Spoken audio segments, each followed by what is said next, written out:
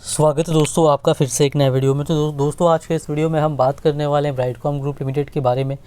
ब्राइडकॉम group का जो share है अगर इसकी हम बात करेंगे तो आज की डेट में इस स्टॉक में थोड़ी तेज़ी यहाँ पर देखने को मिली है। स्टॉक साइडवेज यहाँ पर है और यहाँ पर ये जो स्टॉक है दोस्तों, उस स्टॉक में आगे क्या हो सकता है उसके बारे में हम बात करने वाले हैं और यहाँ पर क्या करना सही रहेगा वो भी आगे हम देखने वाले हैं। तो चलिए दोस्तों वीडियो को शुरू करते हैं। अगर आपने चैनल पे पहली बार विज़िट किया है तो चैनल को सब्सक्राइब ज़रूर कर लीजिएगा और नोटिफिकेशन बेल का आइकन भी प्रेस कर लीजिएगा। आपको इस चैनल पर स्टॉक मार्केट से रिलेटेड लेटेस्ट वीडियोस मिलती रहती हैं और BCG से रिलेटेड जब भी कोई भी अपडेट आएगी बिल्कुल आपको इस चैनल पर मिल जाएगी। दोस्तों अगर हम बात करेंगे ब्राइडकॉम ग्रुप की तो इसकी प्रीवियस क्लोजिंग 18 रुपये और 90 पैसे पे थी और आज की क्लोजिंग 18 रुपये और 95 पैसे पे है। लगभग कल की क्लोजिंग के आसपास की क्लोजिंग यहाँ पर देखने को मिल रही है, यानी कि स्टॉक साइडवेज चलता हुआ दिखाई पड़ रहा है। ओपनिंग 19 रुपये और 5 पैसे पे हुई थी, उसके बाद इस स्टॉक ने 19 रुपये 40 पैसे तक का हाई भी बनाया और 18 रुपये 60 पैसे तक का लो भी बनाया। तो ये जो स्टॉक है दोस्तों ये 19 रुपये के लेवल के आसपास यहाँ पर चलता हुआ दिखाई पड़ रहा है लगातार। और ज़्यादातर इस स्टॉक में क्या होता है कि या तो अपर सर्किट लगता है जब तेज़ी होती है और जब गिरावट होती है तो ज़्यादातर लोअर सर्किट लगता है, लेकिन पिछले कुछ दिनों से वो ऐसा होता हुआ नज़र नहीं आ रहा है। और उसके पहले हालांकि ऐसा हो रहा था। यहाँ पर देख सकते हैं लगातार तेज़ी अपर सर्किट लग रहा था, फिर लगातार गिरा भी था और तेज़ी के पहले यहाँ पर लगातार इस स्टॉक में लोअर सर्किट भी लगता हुआ दिखाई पड़ रहा था। यहाँ पर देख सकते हैं किस तरीके से स्टॉक यहाँ पर गिरा था, फिर से उसी तरीके से ऊपर गया। और यहाँ पर अगर हम बात करेंगे इस स्टॉक की तो देखिए इस स्टॉक में दोस्तों गिरावट जो हो रही है, अगर आप इसके शेयर होल्डर हैं तो आपको पता ही होगा कि फॉरेंसिक ऑडिट जो है यहाँ पर शेयर में यहाँ पर सेबी के द्वारा चल रही है, जिसका फाइनल ऑर्डर अभी तक नहीं आया है। 2 बार इंटरिम ऑर्डर आ चुका है जिसमें काफ़ी सारी नेगेटिव चीज़ें निकल करके आ रही है। पहले इंटरिम ऑर्डर में कंपनी के ऊपर इम्पेयरमेंट चार्जेस को लेकर के यहाँ पर जो है गलत तरीके से उसको शो करने का आरोप सेबी के द्वारा लगाया गया। अकाउंटिंग स्टैंडर्ड्स जो है उसके वायलेशन का आरोप लगा। इसके अलावा शेयर होल्डिंग पैटर्न भी कंपनी पिछले 34 में से 31 क्वार्टर्स तक गलत बता रही थी। जब 13 अप्रैल को ये ऑर्डर आया था फर्स्ट इंटरिम ऑर्डर, उसमें सेबी ने कहा था और बाद में फिर एक हफ्ते के बाद जब सेबी के ऑर्डर के बाद उन्होंने वहाँ पर नया शेयर होल्डिंग पैटर्न जारी किया तो उसमें ये दिख भी गया। यहाँ जो प्रमोटर्स है वो अपनी शेयर होल्डिंग यहाँ पर गलत बता रहे थे, यानी कि उन्होंने जब शेयर का प्राइस ऊपर था तब उन्होंने शेयर को बेचा था। तो यहाँ पर ये सारी चीज़ें जो उसके बाद फिर सेकेंड इंटरिम ऑर्डर आया, उसमें जो कंपनी के प्रेफरेंशियल अलॉटमेंट कंपनी ने किया था 2021 में, उसमें जितना पैसा मिलना चाहिए था कंपनी के पास आना चाहिए था उतना पैसा नहीं आया, काफ़ी कम पैसा आया। और उसमें फिर कंपनी के ऊपर आरोप लगाया कि उन्होंने जो बैंक स्टेटमेंट्स हैं उसमें मैनिपुलेशन भी किया था। ये सेबी की ओर से आरोप लगाया गया था यहाँ पर, जो सेकेंड इंटरिम ऑर्डर यहाँ पर निकल करके आया था। और इन्हीं वजह से यहाँ पर शेयर में लगातार गिरावट देखने को मिल रही थी। लेकिन अभी क्या है इस स्टॉक में दोस्तों ऑपरेटर्स एक्टिव है, मैंने पहले से ही बताया हुआ है। जब से फॉरेंसिक ऑडिट की न्यूज़ आई थी तब से मैंने कहा था कि इस स्टॉक में जब तक फाइनल ऑर्डर नहीं आता है फॉरेंसिक ऑडिट का तब तक तो बिल्कुल भी इन्वेस्टमेंट यहाँ पर नहीं करना चाहिए। लॉन्ग टर्म के हिसाब से कोई भी व्यू नहीं बना सकते हैं। और यहाँ पर ऑपरेटर्स के अभी भी इस स्टॉक में एक्टिव हैं और एक लेवल तक गिरने के बाद काफ़ी हद तक गिरा स्टॉक, फिर डाउन साइड काफ़ी कम हो जाता है। उसके बाद जो है यहाँ पर ऑपरेटर्स एक्टिव होते हैं, फिर शेयर को थोड़ा चढ़ाते हैं, फिर ऊपर के लेवल पे डिस्ट्रीब्यूशन करके रिटेलर्स को फंसाते हैं, फिर स्टॉक नीचे गिर जाता है और ऊपर के लेवल पे रिटेलर्स फंस जाते हैं। तो इसी तरीके से स्टॉक में बार बार हो रहा है। इसी वजह से अगर आप सेफ रहना चाहते हैं तो इस स्टॉक में इन्वेस्टमेंट बिल्कुल भी नहीं करें जब तक कि फॉरेंसिक ऑडिट की फाइनल रिजल्ट नहीं आ जाती है, उसके बाद ही आप फैसला यहाँ पर कर सकते हैं। बाकी यहाँ पर अगर बात करेंगे हम तो देखिए ये जो स्टॉक है ये सिंगल डिजिट में ही लगातार चल रहा था। 2020-21 में भी सिंगल डिजिट में ही था।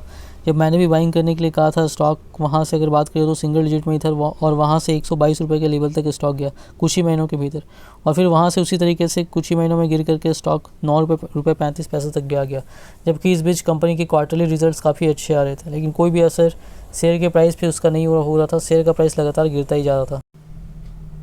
तो अगर इससे यहाँ पर समझ सकते हैं जिस तरीके से काफ़ी कम समय में तेज़ी हुई फिर गिरावट हुई, तो ऑपरेटर्स एक्टिव हैं इस स्टॉक में।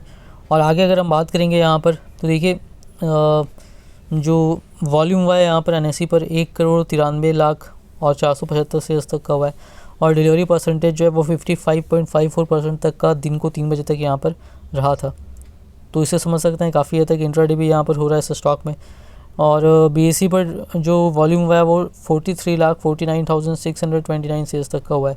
डिलीवरी परसेंटेज 64.91% तक का यहाँ पर रहा है। तो टोटल वॉल्यूम की बात करेंगे तो टोटल वॉल्यूम इस स्टॉक में जो है 1 करोड़ और 37 लाख तक की आज की डेट में हुई है। और यहाँ पर आज की डेट में स्टॉक में कुल 13 लाख डील्स भी हुई है। यहाँ पर 3 अक्टूबर 2023 की डेट आप देख सकते हैं। इसमें NSE BSE दोनों में, ज़्यादातर NSE में यहाँ पर लाखों की क्वान्टिटीज़ में लार्ज डील्स भी हुई हैं। तो यहाँ पर समझ सकते हैं आप ऑपरेटर्स इस स्टॉक में एक्टिव है और यहाँ पर जो है वही ऑपरेटर गेम देखने को इस स्टॉक में मिल रहा है लगातार। इसी बीच देखिए यहाँ पर जो है स्टॉक के में शंकर शर्मा जो इन्वेस्टर है उन्होंने भी इन्वेस्टमेंट किया हुआ था।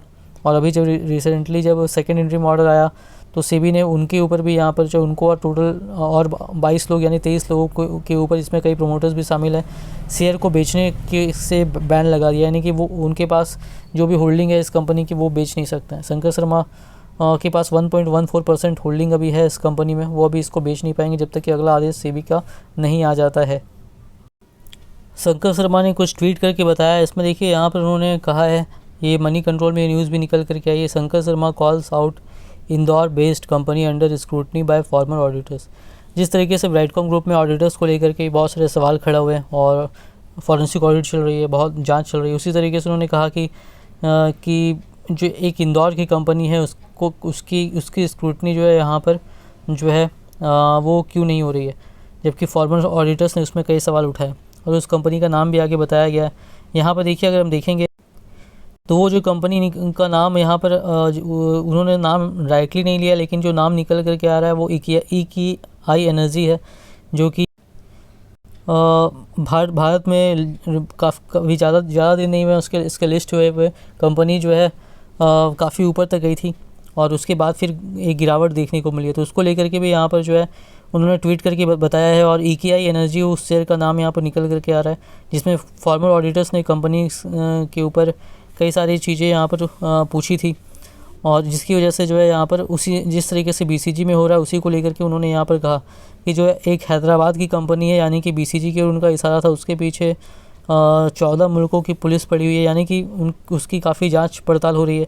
लेकिन जो एक इंदौर की कंपनी है जो कार्बन क्रेडिट में यहाँ पर काम करती है, उसके पीछे अभी तक यहाँ पर पुलिस क्यों नहीं पड़ी है, यानी उसका जांच क्यों नहीं हो रहा है। और उस कंपनी का नाम EKI एनर्जी है, जिसमें कि मुकुल शर्मा जो इन्वेस्टर्स हैं, जिस तरीके से इस कंपनी में BCG में शंकर शर्मा इन्वेस्टर थे, तो इसको लेकर के उन्होंने यहाँ पर कहा। देखिए हालांकि ऐसा कहने से इसका मतलब ये नहीं हो जाता है कि BCG सही कंपनी हो गई। हालांकि यहाँ अगर दूसरी कंपनी में भी उस तरीके से कुछ भी हो रहा है तो उसकी भी जांच होनी चाहिए, लेकिन यहाँ पर इसका मतलब ये बिल्कुल भी नहीं कि BCG अच्छी कंपनी हो जाती है। जब तक फॉरेंसिक ऑडिट की फाइनल रिजल्ट नहीं आती है तब तक आप BCG के बारे में कुछ भी यहाँ पर नहीं कह सकते हैं। जब फाइनल रिजल्ट आ जाएगी, अगर वो अच्छा आया तो फिर अच्छा होगा इस स्टॉक के लिए, और नेगेटिव आया तो फिर स्टॉक वापस से आपको सिंगल डिजिट में जाता हुआ यहाँ पर दिखाई पड़ सकता है। तो बाकी इस वजह से इन्वेस्टमेंट की बात करें इस स्टॉक में तो बिल्कुल भी अगर आप सेफ रहना चाहते हैं तो नहीं करें। यहाँ पर मेरी राय में इन्वेस्टमेंट करने के पहले अपना रिसर्च जरूर कीजिएगा। वीडियो पसंद आई तो वीडियो को लाइक कीजिएगा, चैनल पर पहली बार विजिट किया तो चैनल को सब्सक्राइब जरूर कर लीजिएगा।